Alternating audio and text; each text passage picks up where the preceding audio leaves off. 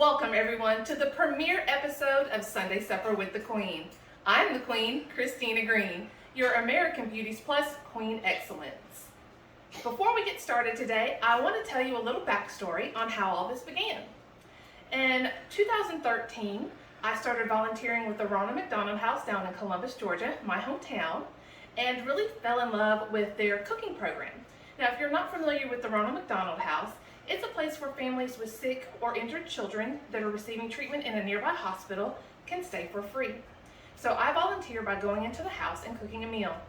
But with the last year being so crazy and with COVID, they haven't allowed people to come into the house. But I have been able to continue to volunteer by providing boxed lunches. But I really do miss cooking. So I got to thinking and decided that this would be a great way for me to share my love of cooking with you. So the very first meal that we're going to make today is one of the meals that I make a lot of times for the families at the Ronald McDonald House. It is called shepherd's pie. The one we're going to make today will serve about 4 people, depending on how much your people eat. But you can always double, triple, even quadruple this recipe. It's great to freeze and then thaw out the day of.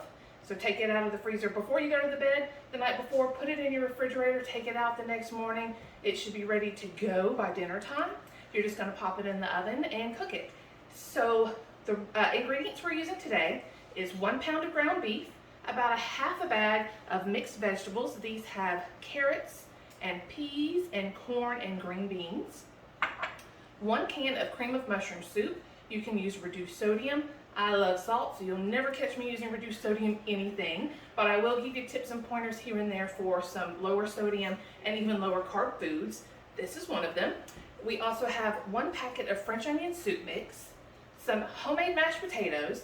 Now, I will tell you the truth, when I do this at the Ronald McDonald House, I use instant mashed potatoes, and it's not as good as when you use real mashed potatoes, but I understand everybody's busy, so do what you have to do. But these are my homemade mashed potatoes. And then right here, for the low carb person in your life, I'm trying to watch my carbohydrates. We have cauliflower mash. Now this is from Bird's Eye and it's their garlic cauliflower mash, but any brand you want to use, even if you want to make your own. I just didn't want to make my own. And then we're going to use some Colby Jack cheese. You can use any kind of cheese you want. So to get started, and then you can also put this in several different types of pans. Sometimes I will use a pie pan.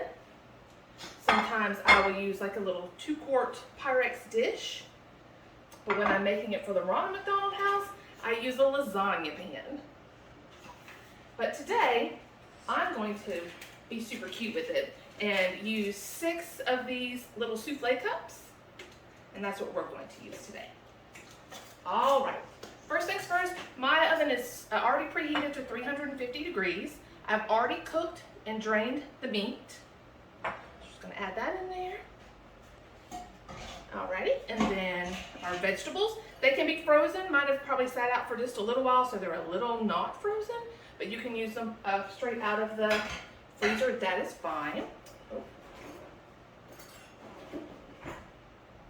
Alright, and then the cream of mushroom soup goes right on in. And then a whole packet of French onion soup mix. Alright. Easy enough, right? Like, this is super simple. This is even something that you can have your children help you with if your kids like to help you in the kitchen. I know a lot of little ones like to help mom stir. Ooh, I'm making a mess. That's okay. But you're just gonna mix all of the ingredients together. Make sure it's nice and coated with that soup mix and the French onion. All right, everything looks great.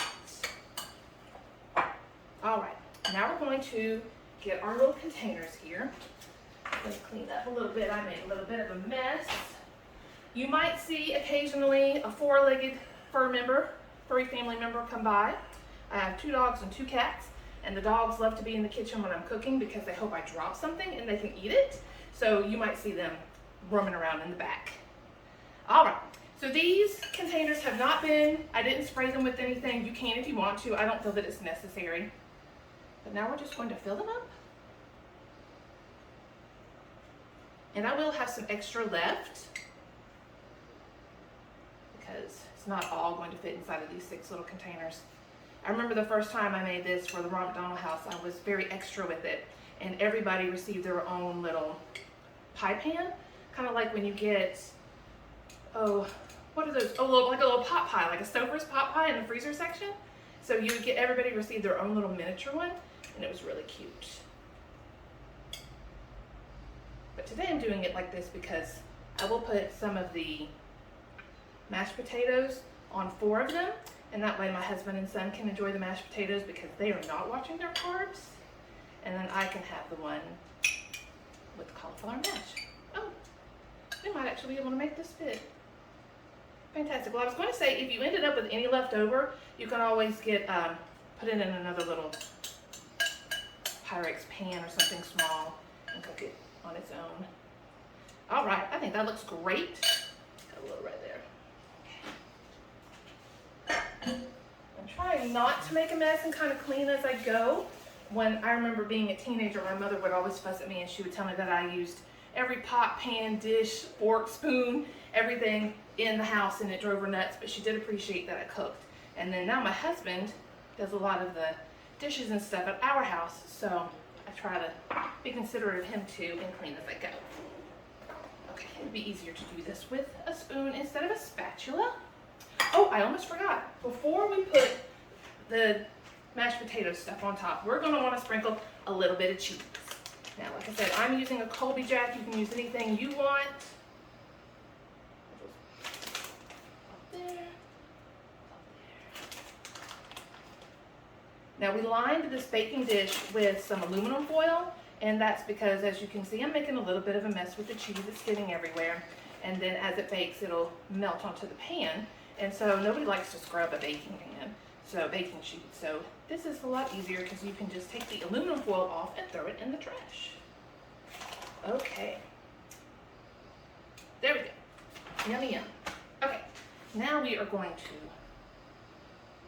kind of dollop this on. Now don't you worry about extra mashed potatoes, because in my home there is no such thing as extra mashed potatoes. My son will, I'm surprised he hasn't heard me say mashed potatoes 4 times now, because he would be running down the stairs to eat all of them.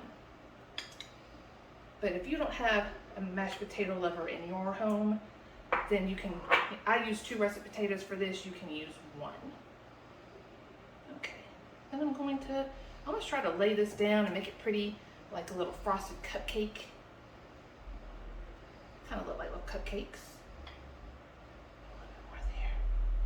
Ooh, you know what also would be good with this is a little bit of gravy. If you had a little bit of brown gravy, you could drizzle it. Sometimes I do put a little bit of brown gravy up underneath the mashed potatoes if I'm making it in a bigger container. It's a nice little surprise when you stick your spoon down in there to pull up a little mouthful of gravy and cheese. I mean, this is, you know, rainy night, rainy Sunday afternoon, comfort food at its finest. Alrighty, and then let's just spoon off a little bit. So I'm not using every dish or spoon or fork in the house. And we're going to come in with our cauliflower mash. And if you're new to a low-carb lifestyle or keto diet, you are very familiar with cauliflower mash. I'm telling you, I've tried most all of the ones that are frozen or pre-prepared, and this bird's eye is my favorite, especially cooked like this with the shepherd's pie. Alrighty guys, so now what we're going to do is we're going to plop these into our preheated oven at 350 for about 30 minutes, and I'll see you back here in just a second. All right, everybody, it's been 30 minutes. We have taken our shepherd's pies out of the oven. I've let them rest for a little bit. And are you ready to get this extreme close-up view of what they look like? Here we go. Yum. This one right here is the one with the mashed potatoes, and this is the one with the cauliflower mash. Don't they both look delicious? Now I am going to, sorry, my animals are having a great time playing with each other right now. And that's the commotion in the background. Here we go. So I'm going to try one of these. I actually put one of them to the side over here because I needed to try it really quickly to make sure that it wasn't going to burn my mouth when I tasted it in front of you. Because nobody likes that. But here we go. Ooh, I don't know if you can see, but there's a lot of steam coming off of this. You've got your meat and the creaminess from that cream of mushroom soup, and the French onion soup also gives them the nice little creaminess, the packet does. And then we've got our cauliflower mash. Everything's just kind of together, just looking delicious. You ready? It's so good. I got a really huge spoonful, but the cauliflower mash, I'm telling you, if you guys are into cauliflower mash, please check out the frozen food section, the bird's eye. That's the one in the blue box. I should have saved the box to show you. But it's unbelievable. Like, I don't even miss the mashed potatoes right now. And I'm not going to try this, I promise, because I don't need to, because this is delicious. So good. Okay. So the recipe is in the body of the post here. If you have any questions, please leave them in the comment section. I will respond to you. Oh, so good. I can't wait to take another bite.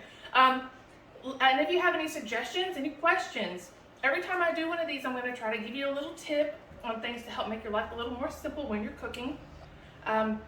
This will be the first one that's kind of simplistic. I think the next one, we might try a chicken piccata. That one I'll also do a low-carb version of. I have lots of ideas. Beef stroganoff, Philly cheesesteaks. We do these types of meals all the time in my family, and I'll teach you how to do it to be budget-friendly, quick and easy, and delicious. But let me know if you have any questions, suggestions, things you might like for me to make, and I'll be happy to do it. And I look forward to this journey with you guys, learning all about food and the passion I have for it, and also how you can do it too. All right, everybody. See you later.